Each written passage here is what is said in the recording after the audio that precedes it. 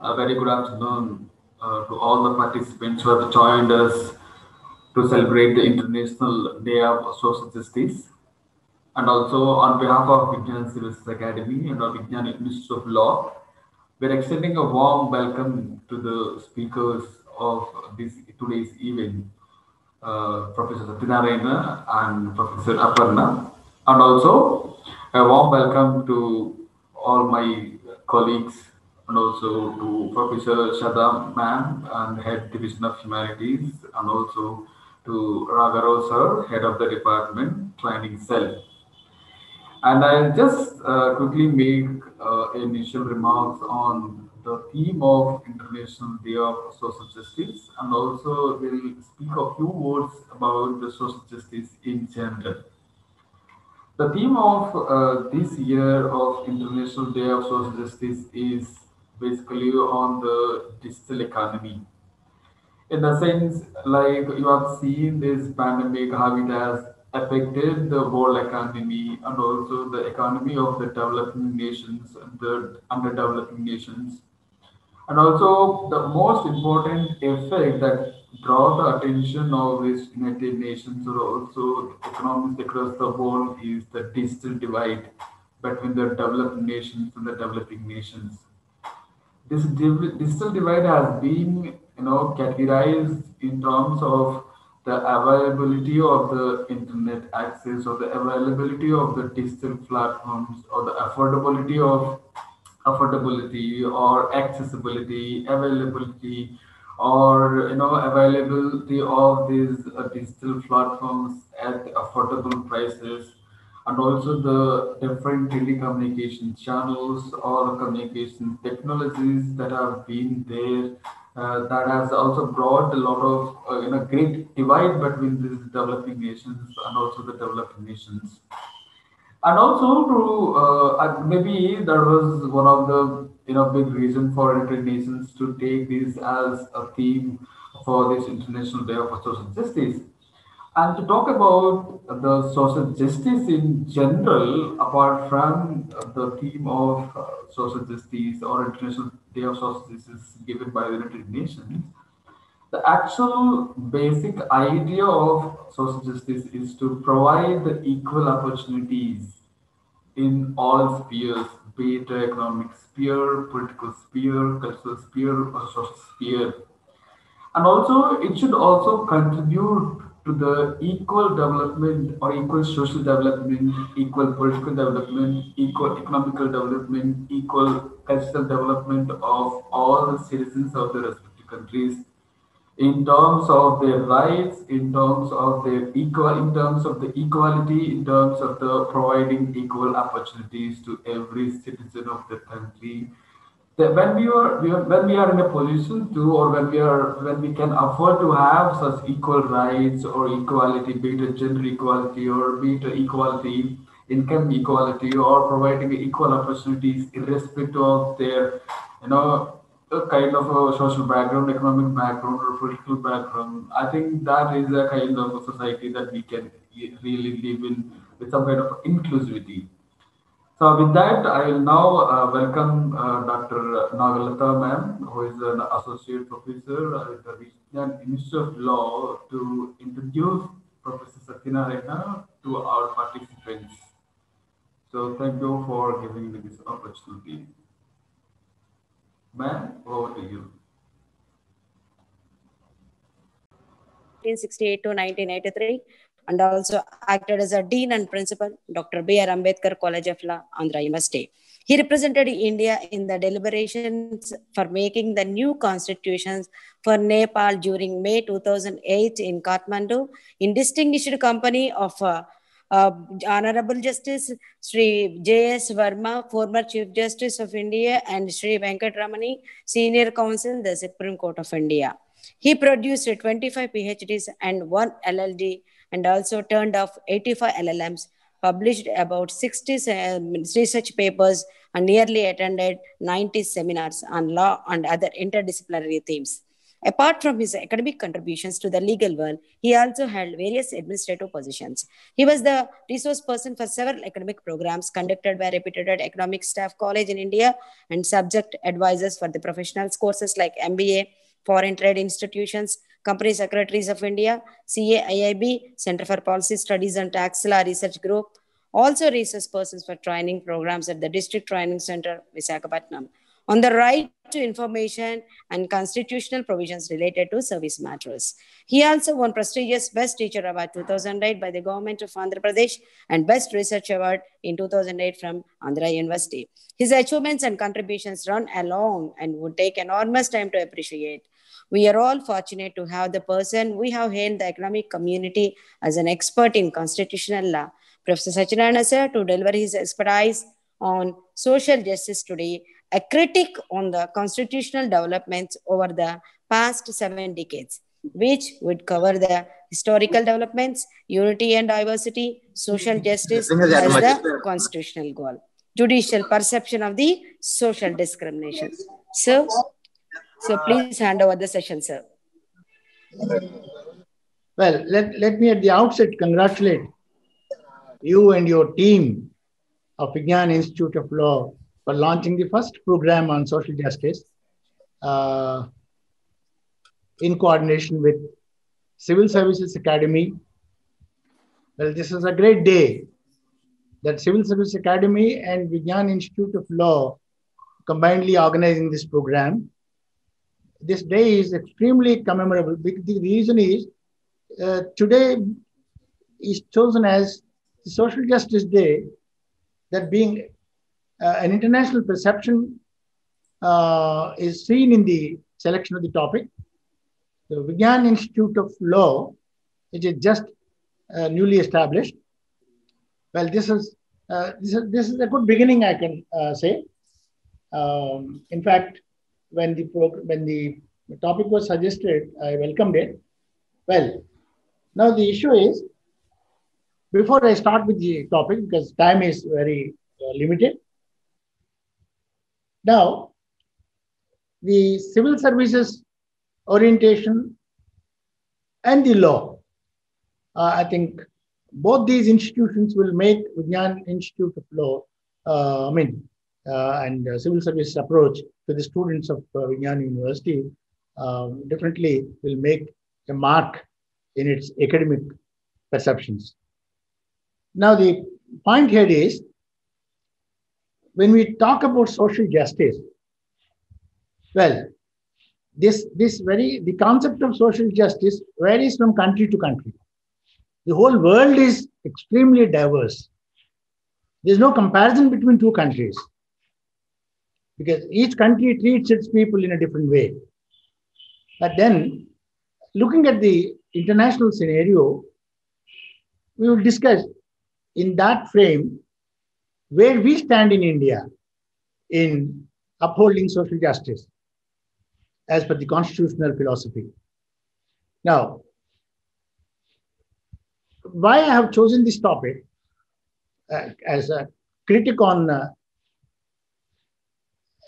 as a critic, because during the last 70 years, we have been observing ups and downs on this area. The social justice is a fundamental phenomenon. I may be excused for this. Now coming to a comparison between Western social justice philosophy and Indian social justice philosophy, we need to have some important aspects to touch upon. Now, when we talk about social justice, I immediately remember the judge of extremely fond, because when I was a student of law in Delhi University, he was sitting judge, V.R. Krishnaiyer. He used to say, often he used to refer in our campus, that the best way to do justice is not to do injustice. That was extremely catchy for me. So therefore, I'm just trying to make a reference here. So therefore, out of all the political systems that are existing and we are seeing in the world, democracy is the best form of political system, because most countries in the world prefer democracy, not other countries, other kind of political institutions. The reason being, democracy is the dwelling place for protection of social justice. It is the best place for administering its laws in the direction of social justice. And now, going back to the historical aspect, at one point of time, if you look at the history, you find, particularly, just a minute, I'll be giving you some historical note on this, and then coming to the Indian Constitution. You know, the concept of social justice varied from country to country, as I was telling you, in their compared with their legal framework. For example, Greeks, who were the pioneers of human civilization, thought that there was nothing wrong in practicing slavery. See, slavery was nothing for them. It was routine, in the sense that it was part of their system. So therefore, they did not think that practice of slavery was unjust or an inequality in the society. So that was the perception by Greeks. Similarly, if you look at Manusmritis of Indian system, Manu clearly advocated serious punishments for the downtrodden and backward and disadvantaged people, and very minor or no punishment to the so-called upper class or affluent class. This is how the system. And if you look at Nazis, they thought that it was not injustice to consign millions of people to the gas chambers. So this was the type of historical development that we had seen, we had read. Now, today the system is completely changed. In the modern political scenario, in the modern democracies, so they are all now outmoded. But in one form or the other, injustice is being done. So that is the reason it has become very important for us to discuss today. You know, each country frames its documentary proof of governmental administration, like we call it constitution, like American Constitution, Canadian Constitution, Australian Constitution, Swiss Constitution, Japanese Constitution. We have our own constitution, which is very detailed constitution with 395 articles. The reason, as I was telling you, that as far as social justice concept is concerned, this concept varies from country to country. The reasons are many. And if you look at India, we have all diversities. Still we live in unity. That is, we have diversities in the sense that we have cultural diversity, linguistic diversity, regional diversity. So many diverse aspects we have, but we are still living united. That is the feeling of all Indians that have.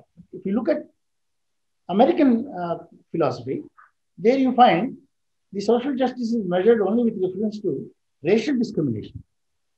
And not much, not like, unlike India, not caste discrimination, no other discrimination except the what's called racial discrimination. So like that, it varies from country to country.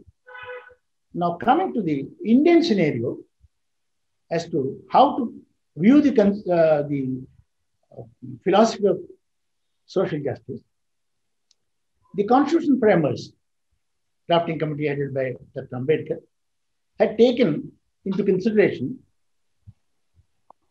the state of social justice all over the world, and started thinking about how to have a best constitution for India, wherein social justice is ensured. Now, therefore, it is important that we should know what social justice exactly means. Now, social justice here must be understood in three connotations. Now, if you look at the preamble to the Indian Constitution, which clearly states justice, social, economic, and political. It's not social justice pure and simple. So therefore, unless you understand the key words like social, economic, and political, the concept of justice is not understood in the constitutional framework. So therefore, to understand its constitutional uh, dimension, one should think that way only. So therefore, there are, as I was referring to the constitutions of other countries, but in Indian constitution, we have certain provisions mainly aiming at securing social justice, protecting social justice. So therefore, securing, protecting, both have to be ensured. So that's the reason I have chosen to give a brief sketch of a few articles which are very, very, very important from the social justice perception. Now, look at the Constitution. Preamble itself proclaims that Indian Constitution wants to secure justice, social, economic, and political. When we talk about social justice, pure and simple, it speaks about some discriminatory aspects, social discrimination. How do we treat people? How women are treated, how children are treated, how aged are treated, how other communities are treated. Because as I told you, we have so many diversities.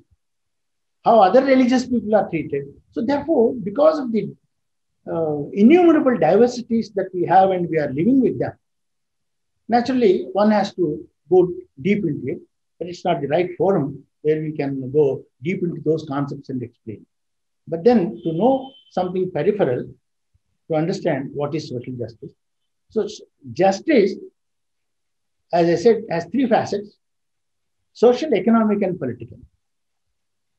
And as far as the economic justice is concerned, there are provisions which I'll be mentioning a little while from now, that yes, ensuring economic upliftment is more important than anything else. Because the whole concept of backwardness was developed historically in India only on the economic status. All low-income groups started doing jobs of menial nature. As a result, it was proclaimed by many great scholars that your profession decided your caste. Like that, there used to be discussion. And even today, there are many communities identified with the profession that they are carrying out. So that way, it has become relevant. So upliftment of economic status of citizens of a country is again doing justice. Removing social discriminations between individuals, groups, and not institutions, of course, is again is a social phenomenon, so-called social justice. When we talk about political justice, yes, social justice is a phenomenon of very comprehensive nature. I told you, it also includes in its fold the political justice. When we talk about political justice as one of the facets of social justice, how do you understand that? Political justice implies that there should be distribution of power, there should be decentralization to the maximum extent. So this is how one has to view. Anyway, coming back to the stream, this is the right time to mention a few provisions peripherally, looking into the state of audience. Now, let's take, for example, the best provision in the Constitution that you find, which aims at bridging the gap between the downtrodden and others,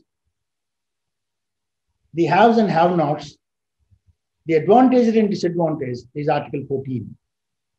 That is equality before law. If equality before law is ensured, yes, to a great extent, discrimination is removed, If discrimination is removed, yes, there is a kind of feeling of equality, enjoying equal status. All these aspects come automatically because they're all consequential, interrelated. You can't read them in isolation with each other. So that is how 14 is the crux of entire concept of removal of discrimination. So how to ensure equality before law and equal protection of laws is my aspect. Then, to be more specific, 15 speaks about, I'm only mentioning one or two issues, that how to ensure upliftment of women. That is the greatest concern in a country like India, where you find social discrimination on the basis of sex rampant in a country like India. There are many countries, of course, where women have not been given equal treatment. That's a different. In India, we claim that we are advanced, but still we are backward as far as the treatment meted out to women are concerned. So therefore, that is how there are special laws with regard to in concerning women. But all these special legislations are enacted by legislatures, both at union level and state level, to protect and preserve social justice, have not been effectively enforced. For example, the matrimonial legislation. There are many matrimonial legislations. Like, there is a very glaring example before us that child marriages. There is a legal paraphernalia to say that child marriage is forbidden. Now, how effectively it is implemented is $1 million question always. So therefore, that is how all beneficial legislations made for the protection of women, children, aged, disadvantaged, whether they have all been implemented in an effective manner is always a question remains to be answered. So therefore, that is one area where we have to look at the state of social justice in India. Now, this is again, look at the religious discriminatory aspects. No, we have diversity in marriage, divorce, adoption, and many things related to matrimony. So to set that, and property division, property delineation. Now to set right these things to a great extent, the framers of the Constitution have proposed a wonderful provision on which I had written an article to Delhi University magazine in the year 1975, where you all remember Article 44, which speaks about uniform civil code. That remained only a dead letter till today. God knows when it is going to revive, who is going to honor this, which government is going to honor this, when we are going to get the policy which honors the provision of 44. That is, wait and see. And now, that is one aspect. There are innumerable fundamental rights which ensure equality, liberty, freedom, and so on. But in practice, are these provisions implemented effectively? And I would like to give you, for a while, the relationship between two parts of the Indian Constitution, if read together, will give us excellent inputs on the phenomenon of social justice. That is part 3 and part 4. Part 3 speaks about fundamental rights. For example, only one fundamental right. I'll give you one example, not many. Equality before law. Now, how to ensure equality before law? Equality in every aspect. To ensure equality before law and other related fundamental rights to that, there is part 4, which speaks about the making policies to ensure that the fundamental rights become effective. Because part 4 spells about directive principles of state policy. Directive principles of state policy are the directives In fact, they are more fundamental than fundamental rights. And it has been spelled out like this several times in the Supreme Court. Directive principles are more fundamental than fundamental rights just because they are not enforceable by invoking reduced jurisdiction of High Court or Supreme Court. But they are not ineffective. They are very, very effective because the effectiveness of fundamental rights is largely based on the effective implementation of the policies enacted under the provisions of directive principles of state policy. To mention one example, if you look at Article 38, it says that it is the duty of the state to secure a social order. A social order where justice, social, economic, and political are ensured. So therefore, how to secure a social order? Only by making relevant provisions, enacting statutes, maybe at the union level or state level. So how far it is being done, we have to make an assessment. Over these 70 years, if you look at, hundreds of legislations have been made in this direction. But how many of them have been effectively implemented? That is one aspect. Secondly, the social justice element still remains a matter of debate because there is no awareness enough for those concerned with the protection of social justice. Because when a law is made for a particular class or a section or a society with a definite purpose, well, that section or a society should be made known what law is there to protect them. So that they must be given a kind of awareness. So that awareness is lacking. See, after all, looking at the psychological phenomenon of Indian citizenry, you always find there is some amount of reluctance to know about the law. But it is our duty, it is the duty of the state to see that they try to understand what are the laws in respect. For example, Equal Remuneration Act. It is mainly for upliftment of women and others who are discriminated in rewarding them for their work.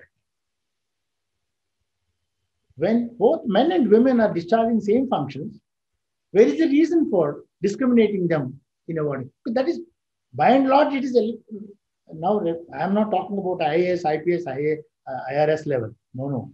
I am only talking about the grassroots level. There is a lot of discrimination in agriculture field or industry. Women are paid less than men. Why Equal Remuneration Act is not respected? So there is lack of awareness. The awareness has to be created. That is how there is no dearth of laws which ensure social justice. And the only problem is that these laws have to be brought to the doorstep of those concerned. Because of illiteracy in India, people do not know. They have no reason to know. They have no occasion to know. They have no access to read the law. Someone has to tell them. For example, as Nagalata was mentioning in my biodata, the awareness of RTI, Right to Information Act, is more than 15 years now past. From 2005 till now, if you look at about 16th year, we are entering into RTI. But how many people know what they can get out of the RTI, Right to Information Act? I have given about 2,500 to 3,000 yearly discourses to those concerned, both officers and other organizations like NGOs on the RTI Act. Well, with a view that they go out and propagate this. But are they doing it with commitment is a question to be answered. So that means we have so many welfare legislations And all these welfare legislations have to be taken to them first. Now, this is one aspect. I may just take a few minutes to mention again Krishna Iyer's tenure in the Supreme Court. He was a sitting judge when I was a student of Delhi University during 1973, 75, 76. I was a student there. Upendra Bakshi was our dean. Upendra Bakshi was a very fond professor of V.R. Krishna Iyer. They used to be very, very friendly. And we were benefited by their friendship and their reverence. Now, what I'm trying to impress upon you is, he had rendered a number of judgments which are poverty jurisprudence oriented. This poverty jurisprudence, see, elimination of poverty or reducing, there is no question of elimination. You can't eliminate poverty altogether. You can reduce poverty. The illiteracy and poverty are two things that they haunt us whole life. They are going to be with us, as many people believe, including myself, because the reasons are too many that can be explained separately. That's a different, it's not right forum. So therefore, illiteracy and poverty together coming in the way of administering social justice. So that way, Krishna Iyer had taken a lead in delivering judgments. During his association with Law Commission, he had suggested that there should be a law to help people who are denied access to justice. Denial of access to justice is also injustice. Why they are denied access to justice? Many were denied access to justice for being women. Many have been denied access to justice for being their poor, because they couldn't afford the court fees. They couldn't afford to hire an advocate. So therefore, they didn't know how to fight their case and how to get justice. So this is the last phenomenon I'm explaining. So therefore, he thought of evolving a new concept called poverty jurisprudence. So that is that particular thinking of the great humanist judge. He's a humanist judge. There may be many, but I consider him the best humanist judge, V.R. Krishna Iyer, who propounded a new theory that why not to have a legislation, why not to have a constitutional provision to protect the interest of those who are denied access to justice. The result of his thinking is nothing but 39A. The entire gamut of poverty jurisprudence is embedded in it. 39A speaks about access to justice. Today, that's the reason, today, those who cannot approach the court for the sake of lack of money, they are given free legal aid. So therefore, that free legal aid, free legal assistance has come from 39A. So 39A, though you find in part 4, which is directive principle of state policy, it is not just a directive, it is more fundamental than any fundamental right in part 3. So therefore, literally speaking, in its true spirit, 39A is a fundamental right, though you find it in part 4. As a result of 39A, you have this Legal Service Authority Act. Every district court has Legal Services Authority. And Legal Service Authority established under the jurisdiction of district court is doing wonderful work.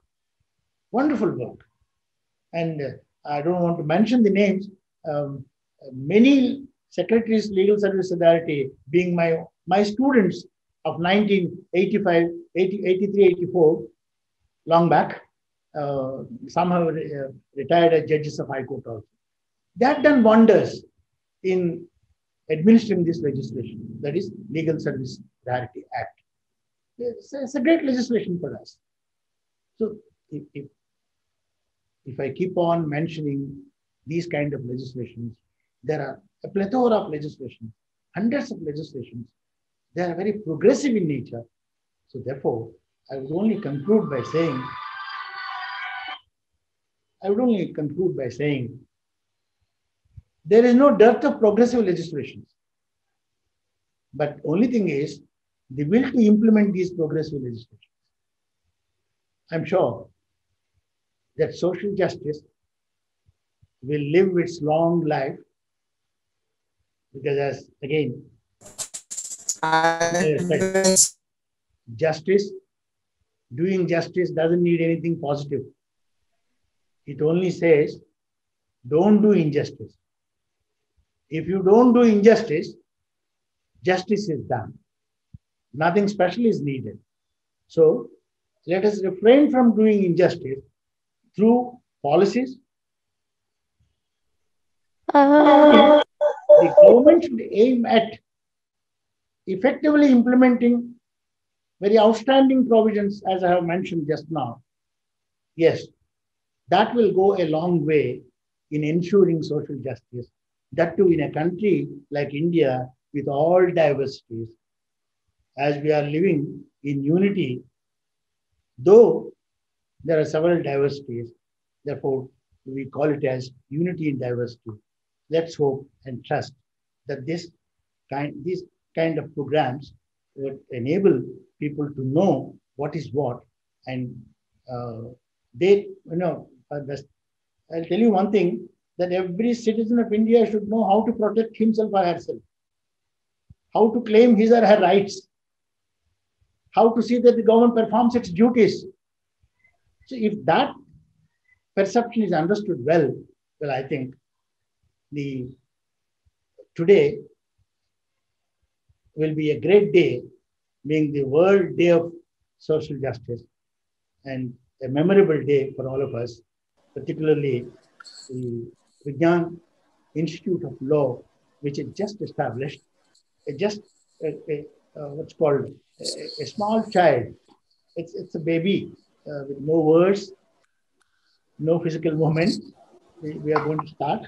So I think this will give a tremendous impetus for the Vigyan Institute of Law to grow to further heights. Thank you very much. Yeah.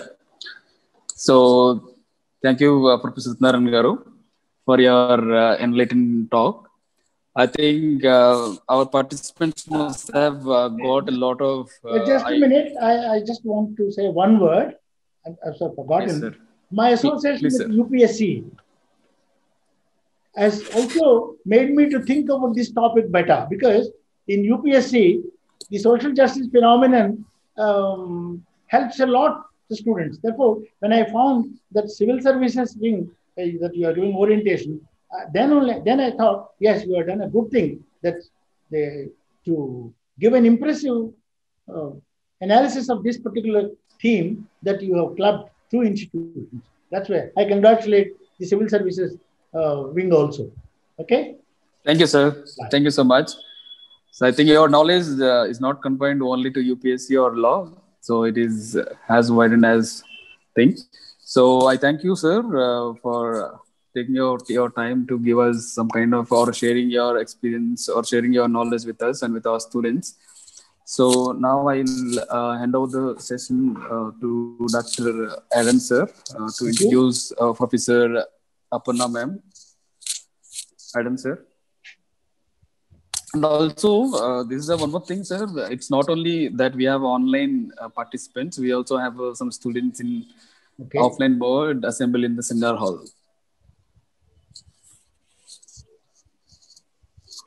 Thank you, Mr. Ravi Kumar, and thank you, Professor Satyanarayan Garu, for that wonderful lecture. Considering the time factor, I will try to shorten my introduction to Aparna, Professor Aparna ma'am, Aparna Rai Prol Garu. First of all, I'm glad to see so many students here. I mean, I know that there are few students on Zoom right now, and some of them are actually in a seminar hall listening live currently. So I thank all the students for joining us. And also it's an honor and my pleasure to introduce our distinguished guest, Professor Aparna Rai-Prolu. I would like to start on a personal note here. Professor Aparna Rai-Prolu, or Aparna ma'am, as we used to call, was my teacher when I was a student at the University of Hyderabad. So she was one of the few amazing teachers I had who inspired me to pursue this discipline of sociology. And I never had a chance to thank her. And I'll take this opportunity in a public forum to thank her for being such an amazing teacher for me. You know, I'd like to also take this opportunity to thank Aparna ma'am for accepting an invitation for this event and joining us today. A brief introduction for Aparna ma'am right now. Professor Aparna Rai-Prolu is currently a professor of sociology at the University of Hyderabad. She has previously served as the head of the Department of Sociology. She has authored a book, Negotiating Identities, Women in Indian Diaspora. You know, and as the theme of the talk today will also give you a clue that her primary interest is in the area of gender studies, interspersed with other areas of hers as well, which is Indian diaspora, globalization, urban sociology. You know? She was also a faculty on the Semester at Sea, where she has traveled to different countries and taught courses in sociology. She was also the director of Study in India program at the University of Hyderabad, where she has coordinated many classes based on that. And I hate to cut this short because there are so many things to applaud about Aparna ma'am. But I just want to say that her presence here today among us is a testimony for her engagement with the public in making sociology more accessible to everybody. You know, once again, Aparna ma'am, thank you, and please. Thank you, Adam. Thank you, Adam. Am I audible? Yes, ma'am, you're audible. May I begin? Yes, ma'am, please go ahead. Yeah, so I really am going to make this quite, direct. I thank Professor Satyanarayana for letting the stage set already. And I thank Vigyan institutions, particularly Dr. Adam Stephen, as he said, my former student, for his warm introduction and for inviting me to this. Yes, as I said to Adam, I really like to talk to students and, budding IAS officers who will actually be dealing with the idea of gender justice. Next slide, please.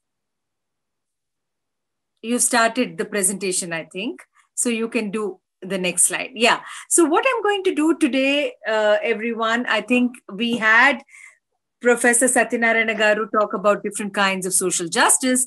And I think it's wonderful that we're talking about social justice today. However, I would focus on gender justice for two reasons. Because we are in 2020, 70 years after the independence of India, more than 70 years. And we are really on the brink of, you are a generation which has, we are a generation that has benefited from the previous generation. And you are an even younger generation. And you are standing on the shoulders of a senior citizen of India. 70 years India is. And you have the world in front of you. And I think justice is something that is not an abstract concept out there, but it is what we make of ourselves. So first of all, I think it's very, very important to look at the way we as individuals make ourselves into unjust people. Why do we do it? We learn injustice. So I think in order for justice to happen, we need to start with a social institution such as the family, where there is something that is called gender socialization. And in gender socialization, we learn. My argument here is The biological is not important, but the social is important. So what is the difference between sex and gender? You know very well, but gender is a concept where we learn to be boys and girls. So we should not create socio-cultural injustice that is based on the biological. So gendering the child to an adult, how exactly is this done? Next slide, please. So there is a very, very fascinating kind of issue when we are talking about how we make one into the other. So for this, we need to sensitize ourselves and fight what we call that patriarchy or the domination of men. The historical domination of men happens despite constitutional equality. So we need to build gender equality from inequality, and a constitutional equality is something that we need to understand in a very interesting sense. So for that, what do we need? We need gender sensitization. I think boys will be boys. They will anyway harass is completely unfair to boys and men.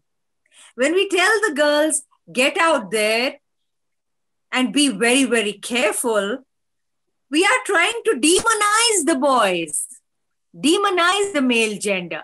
I think what is very, very important today in the gender discourse of justice is not just talk about women as human beings who need protection, but talk as men who are human beings who are sensitive and understand that patriarchy is not the norm. So that becomes very, very crucial. Next slide, please.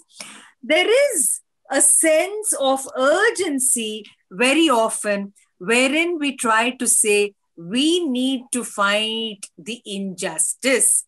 So how do we fight the injustice? We fight by moving away from the gender binary to include all genders. We should not make fun of this transgender.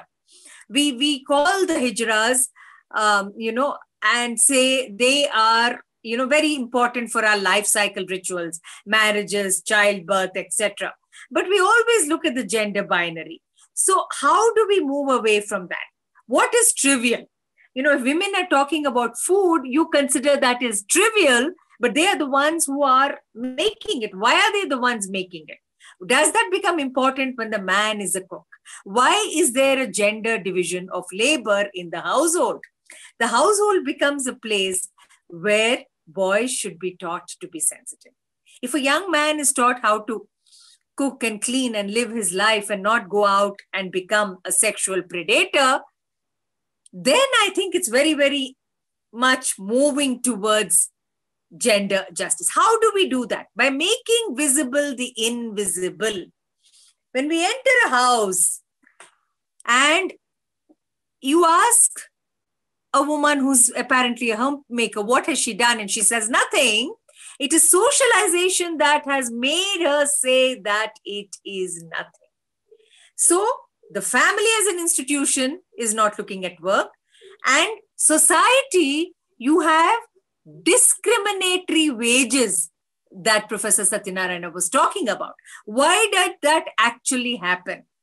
When you have construction labor, you say that men will get a higher wage than women because they are supposedly going to do that kind of work. Let me give you a simple example, which is absolutely central to understanding economic injustice, which is the bedrock of social injustice. A construction family, a migrant family who has come from a village to a city with the contractor to do work, the woman is supposedly the secondary worker. I'm not giving you the exact wages, but if a man is paying 100 rupees, the woman is paying 70 rupees, right? If that is what is happening, at 4 o'clock at the end of the day, she finishes her so-called lesser work and goes to the contractor to get paid. Then he says, "Mi ayin ekkada? Where is your husband?" So the husband is lying drunk under the tree. But if she does not get that 100 rupees that he is supposed to be paid, plus the 70 rupees, she cannot put food in the plate for herself, her husband, their 2 children, his brothers, his parents, and her auntie who is visiting. 8 people she has to feed. There is no money. So what does she do at 4 o'clock in the evening? She goes and carries the bricks that he was supposed to carry, right? Is there justice in this? No. She may get paid for the work he's done, but if she is capable of doing the work he's doing, then why that wage discrimination? Where does that discrimination begin? It begins with hierarchizing genders in the family. And that is where we need to move away. And I think we need to look at it, the perception that we see. What lenses do I wear? Do I wear a set of sexist, patriarchal lenses? When I see a woman, do I assess her by her body? That is what is wrong. So you move, understanding women not as objects.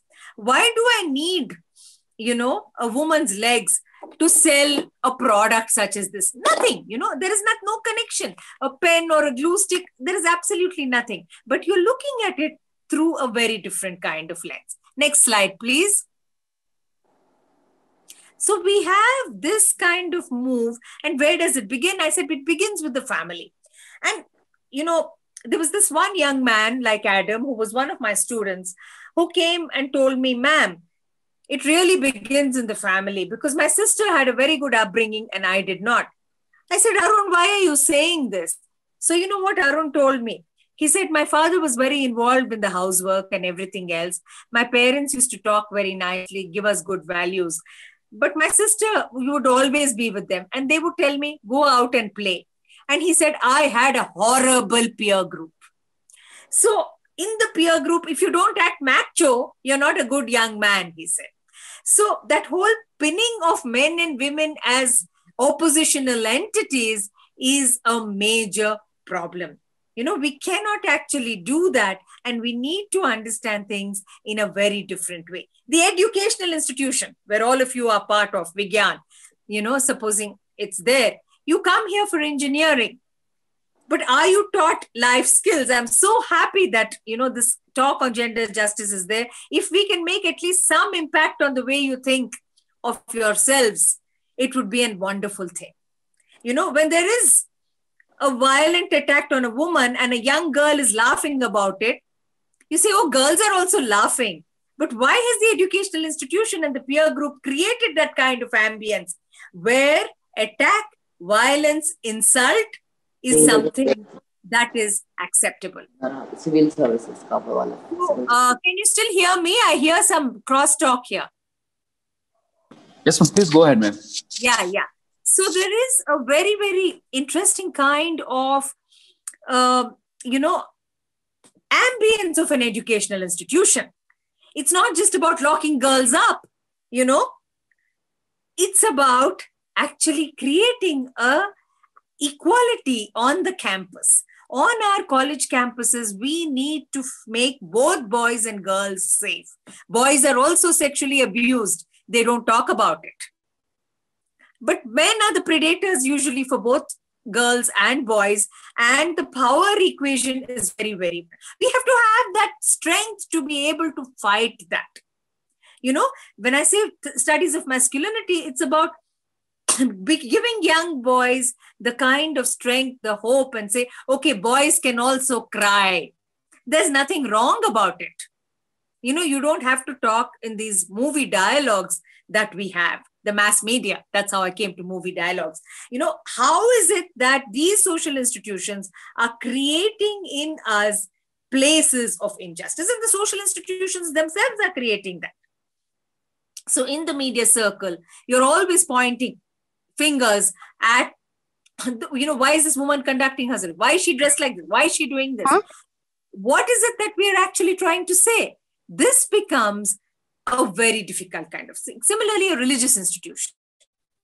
A religious institution, maybe a temple or a mosque or a church, does not discriminate. But if they otherize people, then it becomes a place where the culture of injustice is created. And that culture of injustice is something that as an institution, whether institutionalized racism, casteism, sexism, whatever it is, we cannot afford to have that.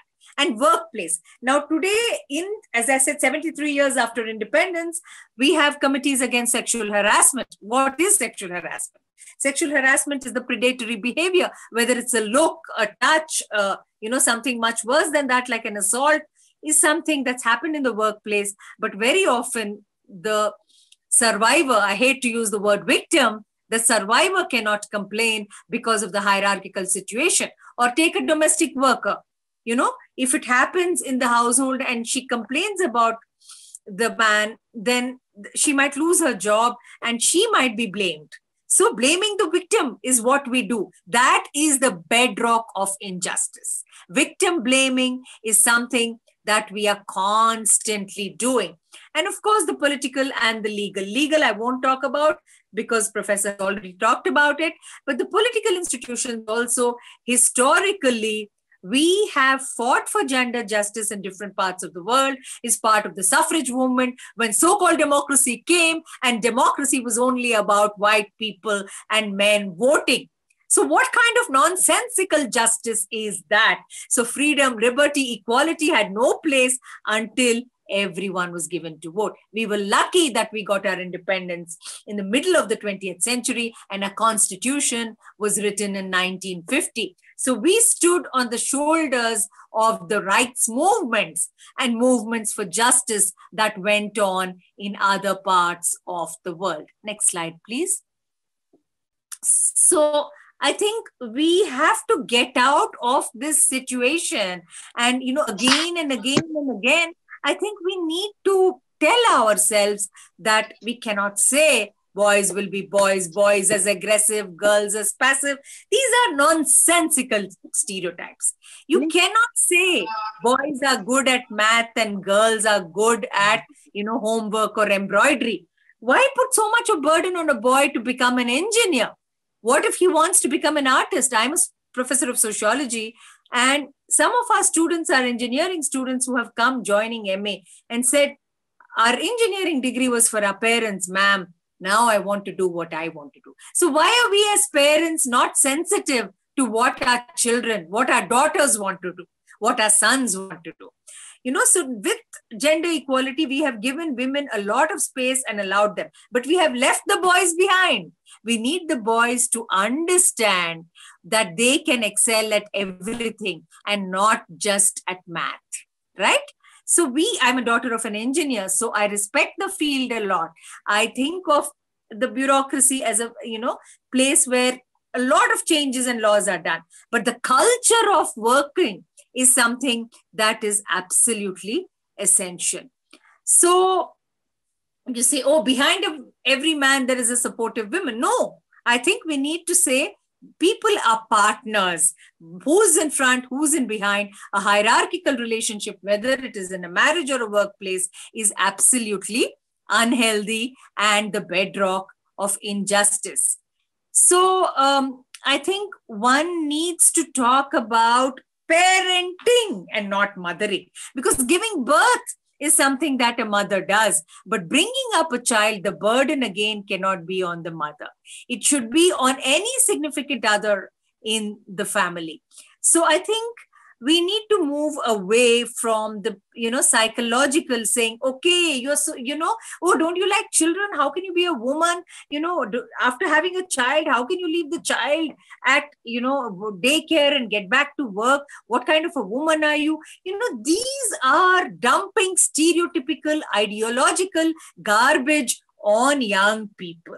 I think young people need to understand that they have a life and that they will live it as partners. That becomes very, very important. So what is the bottom line of this point that I'm making is that these gender stereotypes need to be dismantled, broken, and thrown out if we want any justice, whether it's gender or social justice. Next slide, please. So how do we break these stereotypes? So if there's a boy who wants to dance, so be it. You can't say as a parent, you're not going to become a Kamala Hassan.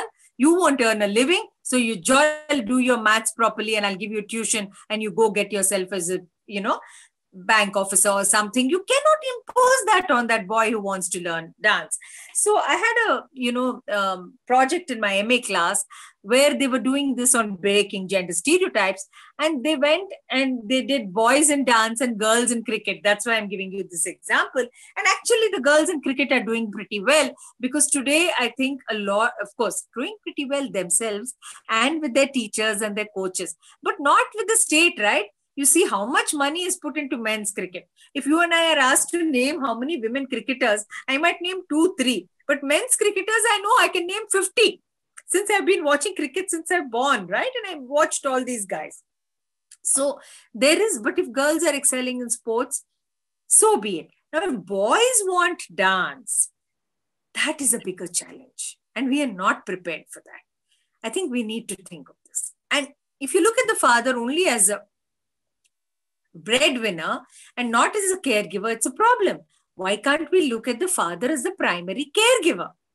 You know, when a girl or a boy is crying Nana, it's nothing wrong with it. She need not say Amma only. And the mother is the breadwinner, or both are breadwinners, both have to be caregivers. You want a wife who has a steady income. But when the child comes, you say, okay, nuve annam pettu. How does that happen? Why should that happen? These are the kinds of things that we need to look at. We need to respect the third gender. You know, the other day in our gender classes, we had people who are not, either men or women. And they say that, ma'am, the examples you're giving is only about boys and girls. So we need to start respecting that. You know, we don't even have public toilets for women, let alone the third gender. Sometimes, or men are expected to pee on the street. Why is it like that? Why are things, in such a way that we don't have these basic necessities? And especially if a girl is pulled out of school, that is the biggest thing. The biggest injustice in India about gender is still you have the girl child being pulled out. But people like us will keep blaming parents. I think it's very wrong. Is the school safe? Is there transportation to the school? These are the kinds of questions that we need to ask, and not say all the time, boys will behave like boys, whatever you say. I'm sorry, that is not something that we need to understand. I mean, we need to take for granted. Next slide, please. So we need to recognize the kind of diversity that is there, whether it's of class, which is socioeconomic status. People belong to different social backgrounds, different castes. They may be coming. See, I have had students from Nagaland, Mizoram, Manipur, Tripura, and I think the kinds of things that people bring from there are very, very different. We need to be sensitive to understand. We need to understand diversity, not only on college campuses, but on the screen and everywhere else. Regional diversity. Look at the languages. Post-colonial nation, I have to speak to you in English. I'm putting a spatter of Telugu here and there because I know that this is in Andhra Pradesh and many of us do speak Telugu, but I cannot assume that everyone knows that or speak in Hindi, in that. So how do we understand this kind of diversity, and when do we begin stop discrimination? So the word discrimination becomes important in the discourse of gender because we are constantly discriminating against somebody else. I didn't put age there, but sometimes, we say children, they don't know anything. They know a lot. Or now we are discriminating against the elderly. Let us not say anything to Tata because he can't hear it all. So how do you know? Till the other day, he was the most important person in the family. Why has he taken a back seat today? That is something that we need to also understand. Next slide, please. So there is a very, very important need to recognize this kind of diversity and change. So what I will say to finish up, I know we are over time, gone beyond the time now. But in conclusion, I would like to say that gender justice is the bedrock of social justice. Because once you have equality between genders, it automatically leads to religious, caste, class, and other kinds. Because the sensitivity is already built. The sensitivity is already built in the individual. That becomes the essential kind of situation. Thank you very much for giving me this opportunity. Thank you. Thank you very much, ma'am. We appreciate your lecture. That's a nice food for thought for all of us, to shake up all these gender stereotypes and gender attitudes, gender socialization. Great talk, ma'am. And just to let everybody know, we don't have much time, but we actually have a WhatsApp group where students are allowed to share their thoughts and questions. And if you don't mind, ma'am, there is a question from some of our students. Absolutely.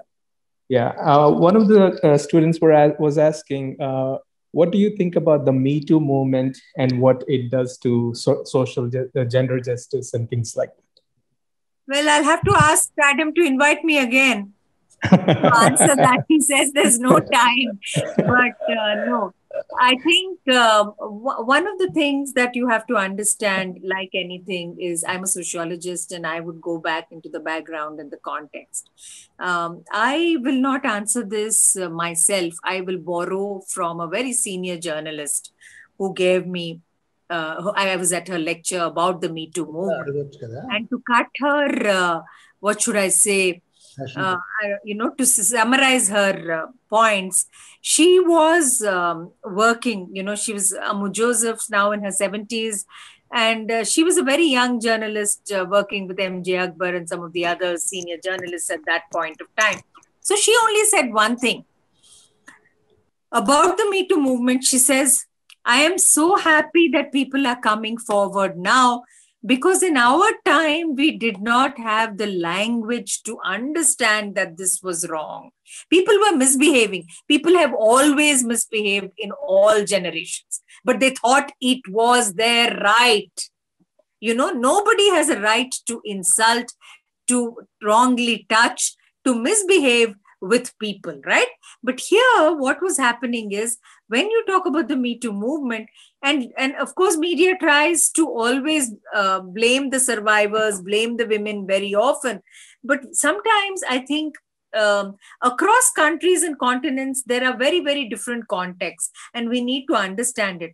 But when journalists like Ammu Joseph were saying that they would never enter the office of a senior journalist or an editor without having one or two of their young people, because they knew he had this bad idea. Maybe he'll try to touch me. Maybe he'll try to show me something, some bad photos, do something like that. So I think talking about it was helping. Like the other day, there was in the papers, somebody came forward about a senior musician from Andhra Pradesh. Then one of my family members, who's now in her 60s, was saying, yes, there was a lot of talk that, in the music circles, gurus and people had a kind of disrespect toward young girls, especially. And that's why young girls have not been sent to this guru.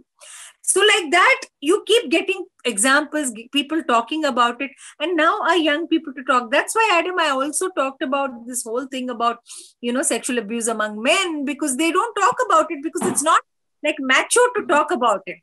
It shows the men in a vulnerable situation as a victim, quote unquote, not a survivor. So how do you actually deal with all this? So when you say Me Too movement, you can't belittle that, but you need to understand where this is coming from and understand how injustice cannot be created at any particular point of time. And so you cannot be a public person or any private person and misbehave with someone else. It will hit back on them at some point of time. When it does hit back, there is some, justice involved in that, I would say. Thank you, ma'am. Thank you for your answer. And I hate to say such a lively discussion had to end because of the time constraints, but I would like to invite Mr. Wiggins, sir, to deliver a vote of thanks. Any questions for me? Hello? Sir.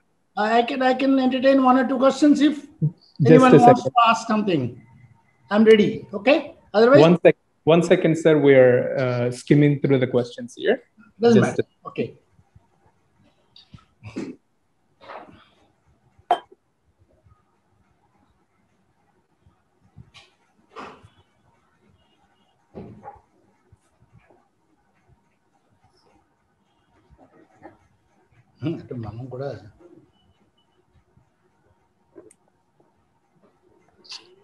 Hello, sir. One of the questions, especially about the constitution and legality, is what kind of laws are required to promote social justice, sir?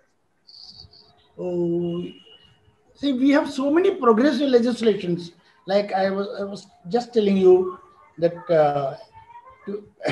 to ensure equality, there are a number of legislation. One example I gave you, Equal Remuneration Act, right? Yes, sir.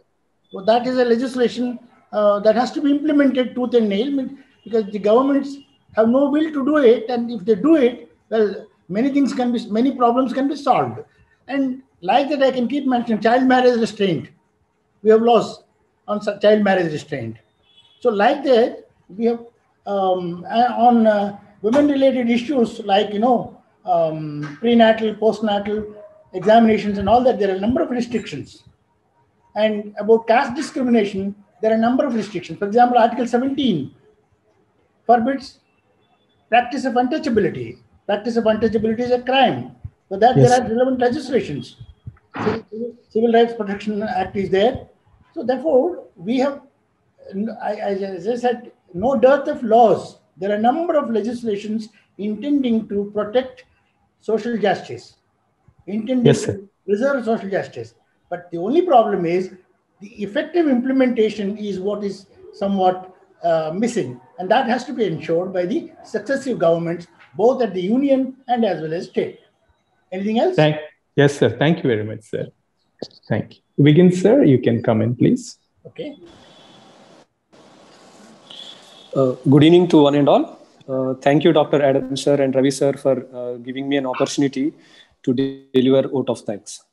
I want to thank our speakers, Professor Y. Satyanarayan Garu and Professor Aparna Rayaprolu Garu, for accepting our invitation despite their busy schedule and taking time to interact with our students.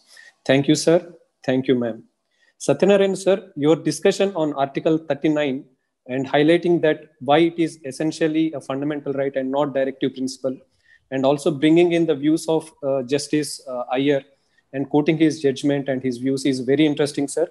And we would like you to deliver a full-length lecture on this point to our students. I love to do it. I love to do it. Thank you so much, sir. Aparna, ma'am, thank you so much. And it's a pleasure to hear your talk on intersectionality and your talk particularly on bringing the gender binaries and how social institutions are reinforcing gender stereotypes and how they are impacting social justice is quite interesting. Thank you so much, ma'am, for your time and your lecture. I want to extend warm regards to Dr. Adam Stephen and Mr. C.H. Ravikiran of Vignan Civil Services Academy and Kalpana ma'am and Naglata ma'am of Vignan Law Institute for organizing such a wonderful webinar and bringing two different luminaries from Law Department and Sociology Department on a single platform on the Day of International Significance. Thank you, sirs, and thank you, ma'am. I want to thank Meenakshi ma'am, Uma ma'am, and Shankar sir for their constant support and also active participation in organizing this event. I want to thank Sharda ma'am, Head Humanities Division, for her constant support, guidance, and ideas. And without her inputs, conducting these series of webinars would have been quite challenging. Thank you so much, ma'am. And last but not the least, I want to thank the student community and other participants for actively joining through Zoom as well as attending the seminar through Seminar Hall. Thank you all the participants and for making this program a grand success. I may be allowed to respond on behalf of Aparna and myself just for a second. Yes, sir. Do you permit me? Yes, sir. Yes, sir. It's our pleasure to hear you. You are also fond of Krishna Iyer now. He said that human beings are ends in themselves. They are not the means for superior ends. Because he is a humanist judge. Thank you very much. Yes, sir. Thank you, sir. Thank you so much, sir. Bye. And with this, we are signing off the session and we look forward to conduct such type of webinars in future. Bye. Thank you, everyone. Thank you.